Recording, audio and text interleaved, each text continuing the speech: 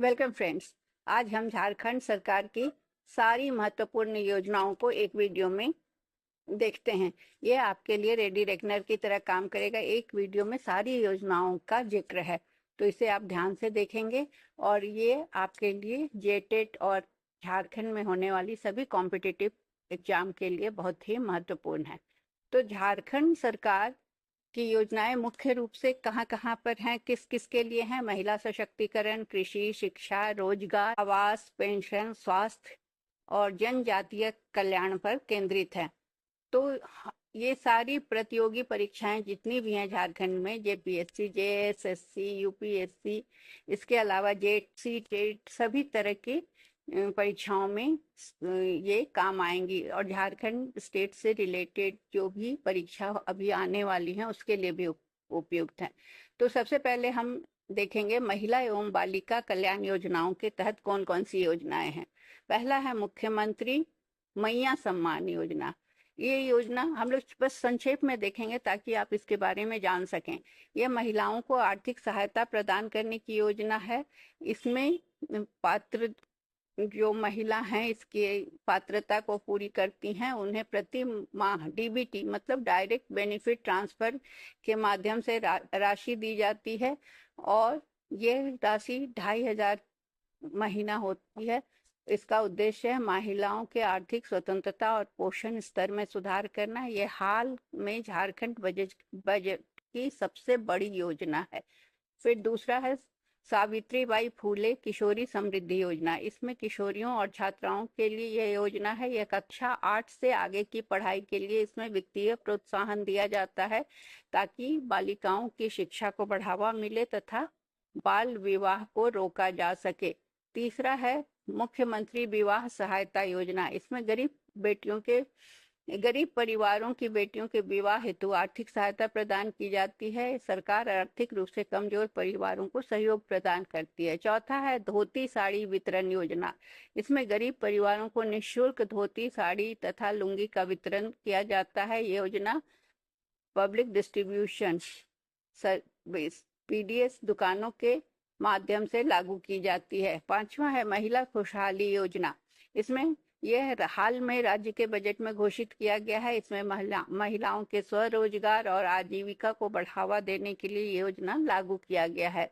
अब हम चलते हैं, दूसरा इम्पॉर्टेंट एस्पेक्ट है कृषि एवं किसान के कल्याण की योजनाएं। झारखंड सरकार में कृषि और किसान के लिए पहला झारखंड राज्य फसल राहत योजना चलाया है। इसमें किसानों को फसल राहत योजना के तहत प्राकृतिक आपदाओं से फसल की क्षति होने पर मुआवजा दिया जाता है। यह फसल बीमा योजना के विकल्प के रूप में लागू की गई है। दूसरा है मुख्यमंत्री सूखा राहत योजना। सूखा से प्रभावित किसानों को भी इस योजना के तहत सहायता प्रदान की जाती है। सूखा प्रभावित किसानों को कृषि नुकसान पर प्रत्यक्ष मुआवजा दिया जाता है। फिर तीसरा है इसके अंतर्गत कृषि ऋण माफी योजना। इसमें आधुनिक कृषि एवं सिंचाई को इसमें कृषि के ऋण को माफ करने की योजना है।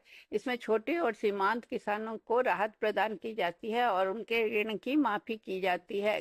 चौथा है किसान समृद्धि योजना। इसमें किसानों की समृद्धि के लिए आधुनिक कृषि और सिंचाई को बढ़ावा दिया जाता है और कृषि उत्पादकता में बढ़ाने में सहायता की जाती है।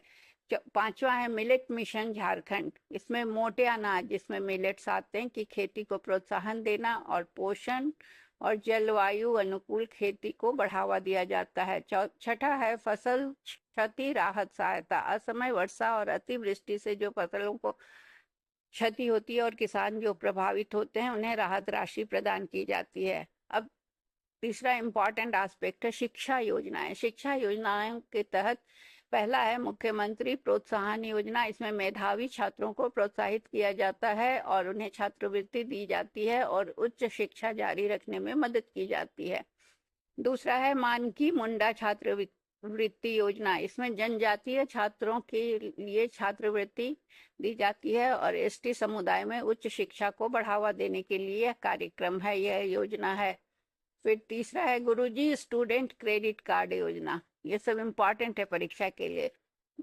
खासकर जेटेट में। गुरुजी उच्च स्टूडेंट क्रेडिट कार्ड योजना में उच्च शिक्षा हेतु शिक्षा ऋण में सहायता दी जाती है। प्रोफेशनल कोर्स करने वालों को इससे छात्रों को इससे लाभ मिलता है। चौथा है मुख्यमंत्री स्कूल ऑफ एक्सीलेंस पहल। इसमें उच्च गुणवत्ता वाले सरकारी विद्यालयों की स्थापना की जाती है। हाल ही में 100 नए स्कूलों की स्थापना की घोषणा की गई है।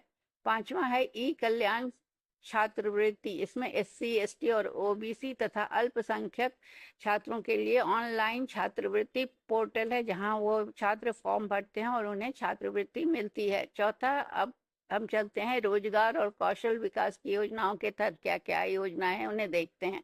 पहला है मुख्यमंत्री रोजगार सृजन योजना, CMEGP।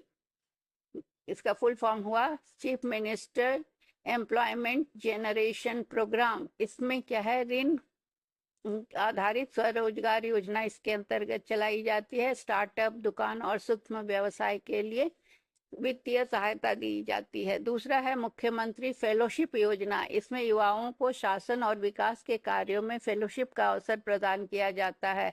तीसरा है कौशल विकास मिशन। बेरोजगार युवाओं को तकनीकी एवं व्यवसायिक प्रशिक्षण दिया जाता है। चौथा है रोजगार प्रोत्साहन पहल। इसमें निवेश और आधारभूत संरचना विकास के माध्यम से रोजगार का सृजन किया जाता है। अब इसके बाद आती हैं आवास योजनाएं। इसमें पहला है अबुआ आवास योजना। इसमें गरीब ग्रामीण परिवारों के लिए राज्य आवास योजना है यह अबुआ आवास। इसमें PMAY prime minister Awas Yojana से वंचित परिवारों को लाभ पहुंचाया जाता है और पक्का घर के निर्माण हेतु आर्थिक सहायता दी जाती है। दूसरा है बिरसा आवास योजना। बिरसा आवास योजना में जनजातीय एवं कमजोर वर्गों के लिए आवास सहायता दी जाती है। अब आता है पेंशन और सामाजिक सुरक्षा योजना। इसके तहत कौन कौन सी योजना है हम देखें। पहला है मुख्यमंत्री सर्वजन पेंशन योजना। वृद्ध, विधवा और दिव्यांग व्यक्तियों को पेंशन सहायता। इसके नियम जो हैं सरल पात्रता नियम है, मतलब पात्रता सिंपल है। दूसरा है विधवा पेंशन योजना। इसमें विधवा महिलाओं को मासिक पेंशन दिया जाता है। तीसरा है दिव्यांग पेंशन योजना। इसमें दिव्यांग व्यक्तियों को आर्थिक सहायता दी जाती है। चौथा है वृद्धावस्था पेंशन योजना। वरिष्ठ नागरिकों के लिए आर्थिक सहायता की व्यवस्था है इसमें। पांचवा सामाजिक सुरक्षा हेतु बजट का आवंटन क्या है।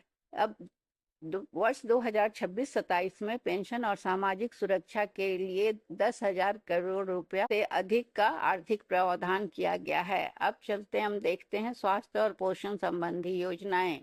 इसमें क्या क्या है। पहला है आयुष्मान भारत योजना। इसमें गरीब परिवारों को स्वास्थ्य बीमा की सुविधा दी जाती है। दूसरा है सार्वभौमिक स्वास्थ्य सहायता पहल। इसमें कैंसर रोकथाम और स्वास्थ्य अवसंरचना विस्तार का अवसर दिया जाता है। तीसरा है पोषण कार्यक्रम। बच्चों और गर्भवती महिलाओं एवं किशोरियों के लिए विशेष योजनाएं। चौथा, अब आता है जनजातीय कल्याण योजनाएं। इसमें सबसे पहले आता है पेसा, PESA पेसा, जिसका फुल फॉर्म होता है panchayat extension to scheduled areas, जो कि उसका एक्ट 1996 में पास हुआ था।